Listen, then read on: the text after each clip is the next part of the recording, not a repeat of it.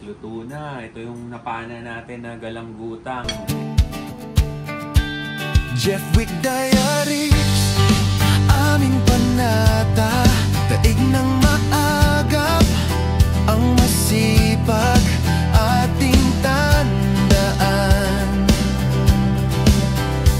Sa bawat pangingisda, dalay paggalang,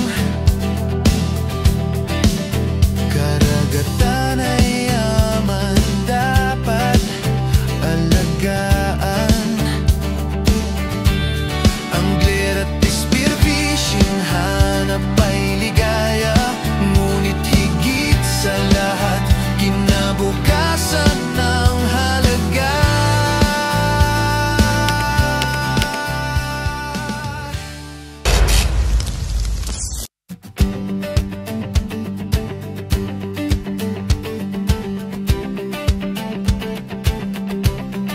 Tahimik na dagat, kay ganda ng tanawin, buhay ng marami, dito nagmumula rin. Jeff Wick Diaries, aming panata, daig ng maagap, ang masipag ating tandaan. Morning! Welcome to another episode of Jeff Wick Diaries. Kalmado na yung dagat. Try natin mag-spear fishing today. Tingnan natin kung anong blessing ang nakalaan sa atin ni Lord. Try natin itong gun na Solvimar Metal Crypsis 105. Natin kung anong kakampa natin. Right, stay tuned. Update later. Sheesh! Welcome back mga ka-Jepisode sa panibagong adventure natin today. Ito nga pala yung pinaka-warm up dive natin at habang pababa tayo, nakakita tayo ng dalawang galanggutang. Kaya hinabol natin to.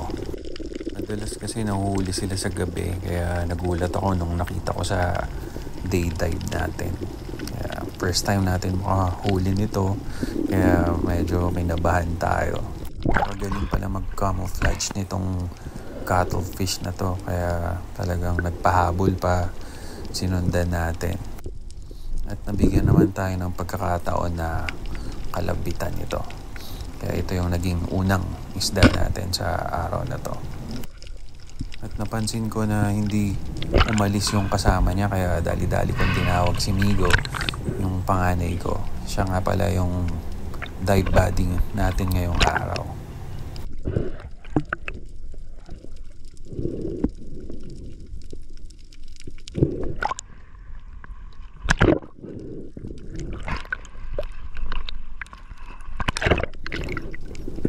Ito yung kagandahan pag may ka-dive buddy ka. Pwede kang humingi ng tulong para ma-second shot yung mga dapat i-second shot.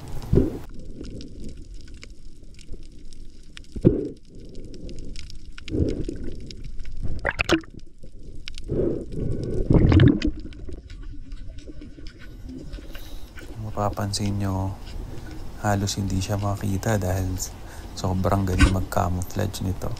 Pero ito, nakalabitan din natin. Tuwa kami ni Migo dito kasi first time namin makahuli ng ganito. Dalawa! Right, thank you Lord. Galanggutang unlock. Meron kanina GT, dalawa sa akin. Napalapit ko, kaso di ko natamaan. Tumama sa akin ka na.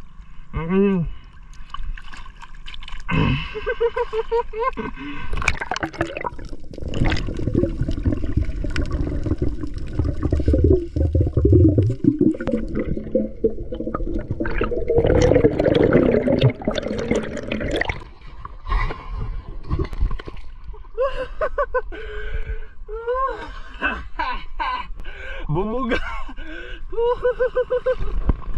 Baguland! Galanggutang! Dalawa! Recording, Migs? Nice! At dito nga, pasensya na kayo, hindi natin na video. Nakakalabit tayo ng isang barakuda. Ayan.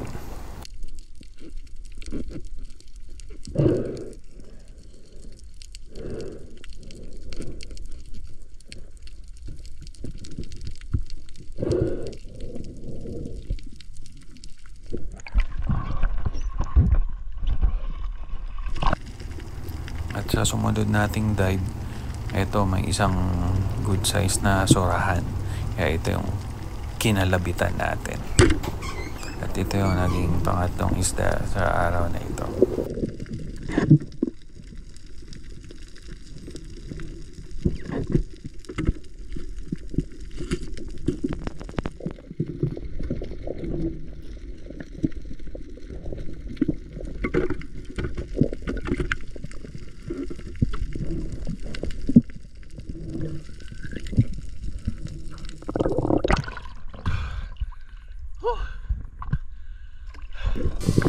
Dito mga ka-episode, nagsagawa muli tayo ng panibagong dive.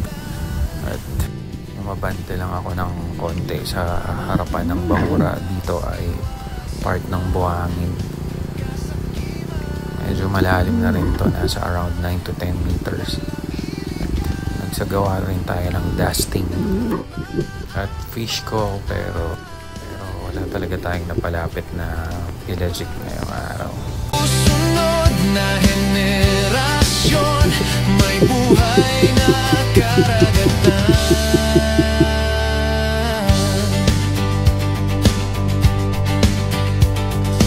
Huli sapat, wag sobra, wag kulang, balanse sa dagat, siyang ating kalakasan. Pag-ingat sa yaman, sa isda at koral, sustainable fishing, pangarap na mahal. Jeffwick Diaries, boses ng karagatan,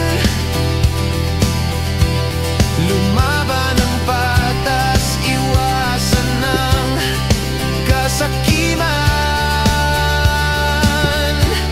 Walang illegal, tanging tama ang paraan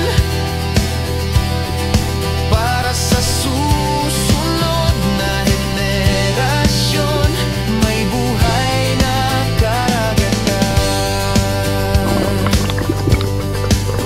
Bawat patak ng pawis may dangal at layunin, alon man ay malakas, tayo'y magpapatibay. After natin mag-recover, ito, nagsagawa tayo ng panibagong pagsisid. At this time, nakakalabit tayo ng isang yellow rabbit fish or sangaral. Ng kalikasan, wag hayaang masira ang kayamanan.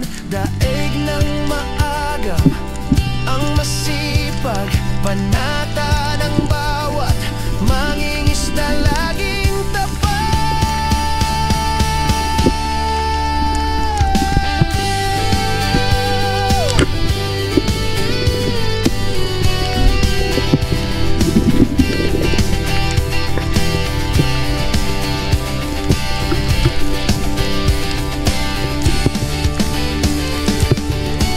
Jeffwick Diaries, boses ng karagatan,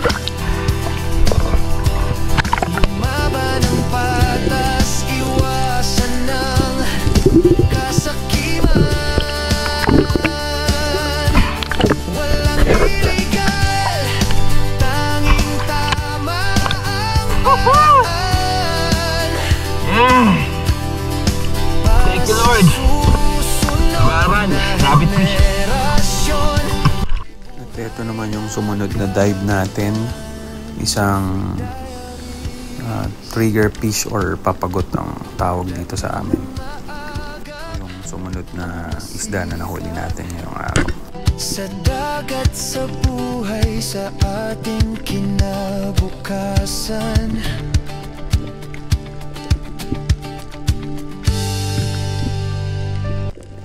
At ito na nga yung sumunod na pag-dive natin. Ito na rin yung naging huling dive natin At pagod na at gutom na din tayo. Wala tayong nakalabitan sa dive na to. Though maraming isda pero may ilap na masyado.